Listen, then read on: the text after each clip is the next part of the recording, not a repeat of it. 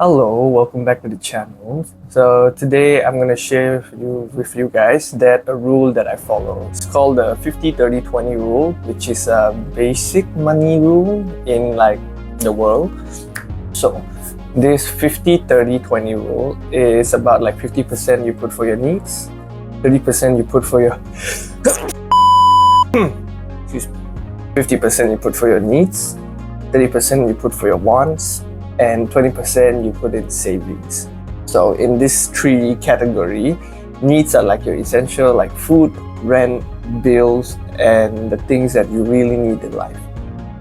Wants is the things that gives you fun, leisure. You don't really need it, but you want it, like shopping, eating out, spending on gifts, and many other things that you can think of. And lastly, 20% is savings, as the word itself says. Yeah, it's basically a saving. So first thing first, when I get my paycheck is 20% I would pay myself first, because if you want to pay your bills, pay your rent, pay all the mortgage and pay everything, you're gonna be left with very little to pay yourself. So what I do is 20% I will pay myself first, and the 20% of the money I would put in high savings account, money market funds, or things that have high dividend payout. Few things that I do with 20% of the money is, one, I put in ASB. That thing has currently the highest dividend payout that I know. Currently it's 5.25% from last year's dividend. Second thing is I would put in money market fund. The app that I currently using is Versa. It's like a low risk investment thing. So you just put your money in and it will grow over time. It also has an option for you to invest, but currently I don't really know how to invest, so I'm not really keen on that. So I'll just put my money like savings, and hopefully it'll just grow and grow over time. The balance of my money, I would put in a high savings account, which is the 80% left of my money. I'll put in a high savings account. Currently, I would just put in GX Bank, because currently that's the highest daily interest that I know. Well, besides for Touch and Go e-wallet, because Touch and Go e-wallet is around 3.49% daily interest, and it caps out at 9,500. If you guys follow that, you guys just get around 89 cents daily. And if not, I use GX Bank.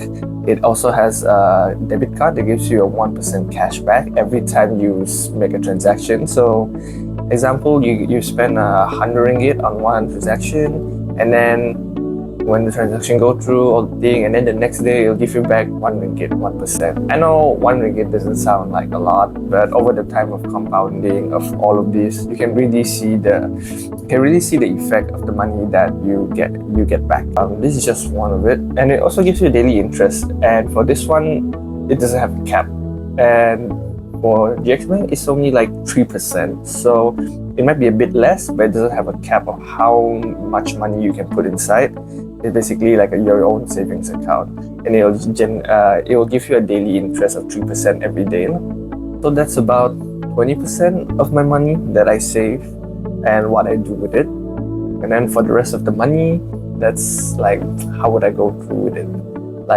Paying bills, buying groceries, buying utilities. And if I have a little bit of extra throughout the month, then I'll just eat out once in a while. If not, then most of the time I would just do food prep for my lunch, because that really saves a lot of money in terms of one meal. Nowadays, one meal is more 10 to 15 ringgit in Sabah. It's a bit pricey, but it's somewhere there. So yeah. So I prefer to do a little bit meal prep every day, every week. I save a lot in my lunch because I do meal prep. It costs me around only 8 to 10 ringgit per lunch, and it's also more than what I can get when I eat out. I hope you guys learned a bit or a few things from this video. And if you guys have questions about ASB versus GX Bank, all those things, I'm pretty sure there's a lot of Malaysia channels that's talking about this also. But I'll do some of more detailed video in the future, and I hope you guys will stick around to look at all of that. And until then, see you guys in the next video. Ciao.